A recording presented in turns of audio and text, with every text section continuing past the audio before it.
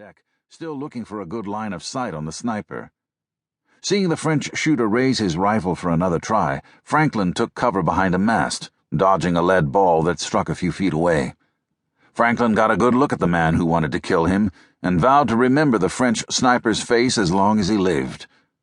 With the seventh shot, the sergeant finally dispatched the sniper, and Franklin watched him plunge headfirst into the sea.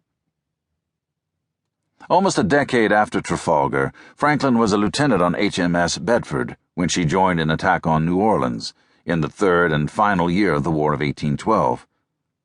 The Bedford was tasked to help move some 8,000 British troops ashore for what they expected would be a rout of General and future President Andrew Jackson's outnumbered defenders. He had around 4,500 fighters, a mishmash of Army regulars, Choctaw Indians, freed slaves, and frontiersmen, backed up by French pirate Jean Lafitte. One of Jackson's men, likely among his famed Tennessee sharpshooters, winged Franklin in the shoulder, wounding him slightly. Before seeking command of Erebus and Terror, Franklin had been on 3 Arctic expeditions, 2 of them as commander. He was best known for exploring North America's Arctic coast overland. The first poorly planned mission nearly killed him. The British press heralded Franklin as the man who ate his leather boots to avoid starvation in 1821, at the end of a 3-year expedition that left 11 of 20 men dead, and a whiff of murder, even cannibalism. After such a glorious career in the Navy Franklin had served since he was 14, petty political backstabbing was his undoing. Sir John took a posting as governor of the island colony of Van Diemen's Land in 1836. The penal colony's entrenched family compact, which did whatever was necessary to protect the wealth and privileges that came with access to cheap convict labor, had it in for Sir John and Lady Franklin from the start. They wanted to reform the system, not abolish it, but even tinkering was enough to make very determined enemies. Free settlers running a penal colony, mere masters of a brutal backwater, were nothing next to a man who had accomplished and survived as much as Sir John. But on their turf, in a bureaucratic knife fight, he was vulnerable. Franklin's top official conspired against him. The local press maligned him and took special glee in running down Lady Franklin.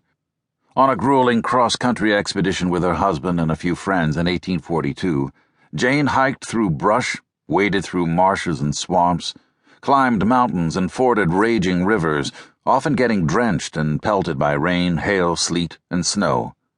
She was carried part of the way in a palanquin, a Spartan wooden armchair with a narrow footrest, and 4 metal rings to hold the bearer's poles. 4 prisoners conveyed her in half-hour shifts. The colony was scandalized. The Van Diemen's Land Chronicle accused the governor of paying thrice-convicted felons to join a journey portrayed as a self-indulgent lark. Then came the kicker. The Chronicle claimed the governor rewarded the prisoners with tickets of leave, or a form of parole that could lead to a full pardon. Lord Stanley, the colonial secretary in London, sided with Franklin's political enemies and recalled him. Humiliated, he lobbied hard, with Jane's help, to get back to the place that had made him a hero, the high Arctic.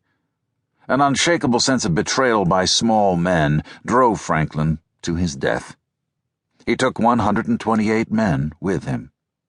Jane's gnawing guilt for urging him to go, as much as her love for a man she had admired since long before they married, compelled her to topple any obstacle in a ceaseless struggle to find him, or at least figure out why he died, lost and forsaken in the ice.